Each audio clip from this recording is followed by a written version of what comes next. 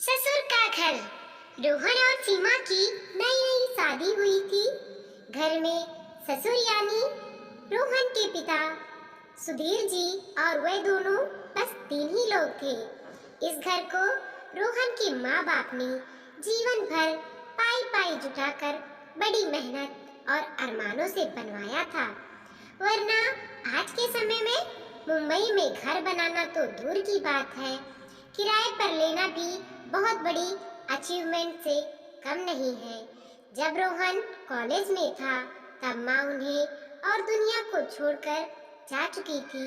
एक काम वाली बाई शक्कू थी जो सुबह से लेकर शाम तक का उनके घर का सारा काम करती थी। नई नई शादी हुई थी, इसीलिए सक्कू बाई का दिन भर घर में रहना सीमा को अपनी प्राइवेसी में बाधा सा लगता था। इसीलिए अब सक्कू बाई सुबह खाना बनाना, कपड़े और पोछा करने के बाद चली जाती और वापसी शाम को आकर खाना बनाती। सक्कू बाई की दोपहर की गैर हाजिरी से कई छोटे मोटे काम दिखाई देने लगे, जिनमें से ज्यादातर काम बिना कहे सुधीर जी ये सोचकर कर लिया करते थे कि बहू को मदद हो जाएगी, लेकिन बहू सोचती कि ससुर को औरतों के काम में दखल देने की आदत है। एक दिन मौका देखकर सीमा ने रोहन से कहा, क्यों ना हम बाबूजी को वृद्धाश्रम भेज दें। सिर्फ एक बार पैसे भरने पड़ेंगे और उन्हें भी अपनी उम्र के लोगों का साथ मिल जाएगा।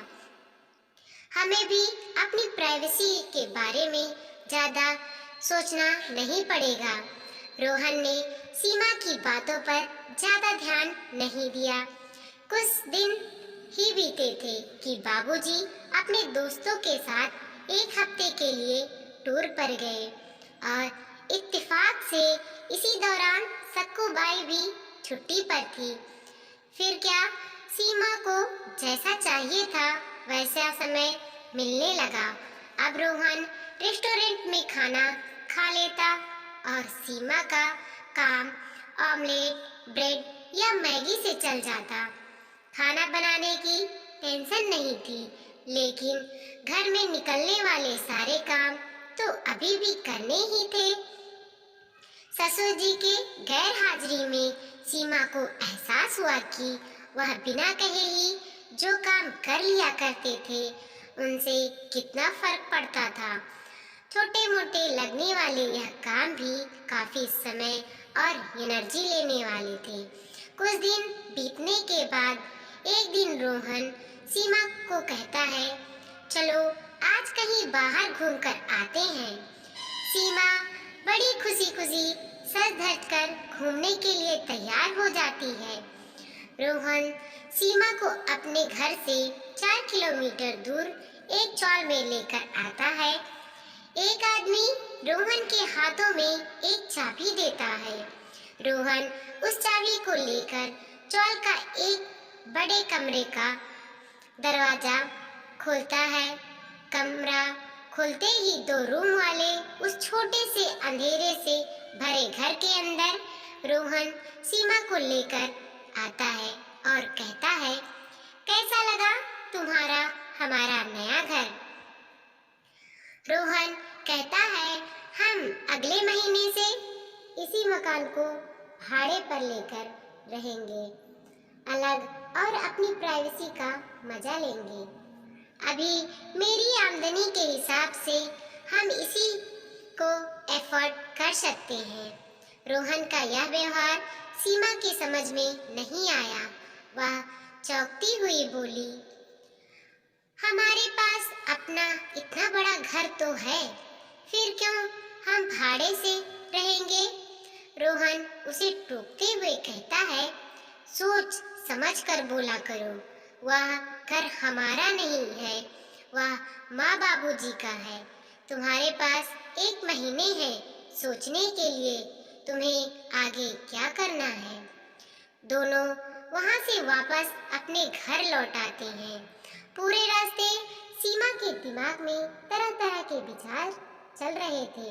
घर पहुंचते ही उसने रोहन से कहा, माना कि यह घर माँ बाबूजी का है, लेकिन क्या हमारा इस पर कोई हक नहीं है?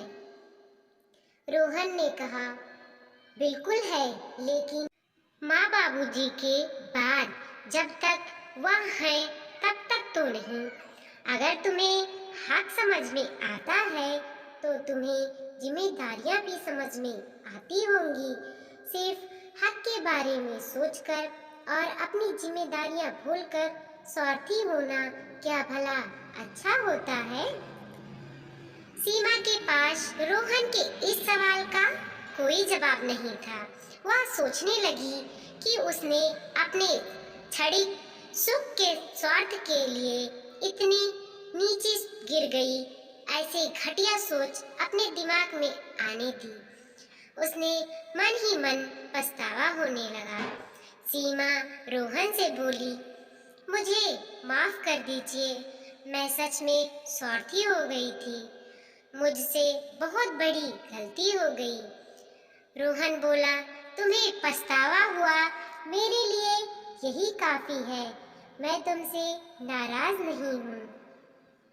बेटे और बहू का यह वार्तालाप सुधीर जी दरवाजे पर खड़े होकर सुन रहे थे। उन्होंने आसमान की तरफ देखा और बोले, भाग्यवान तुम धन्य हो जो तुमने ऐसे बेटे को जन्म दिया। उन्होंने दरवाजा खटखटाया। बहू ने दरवाजा खोला तो उनके हाथों में पकड़ी थैली से गरम गरम समोसे की सुगंध उसको आने लगी।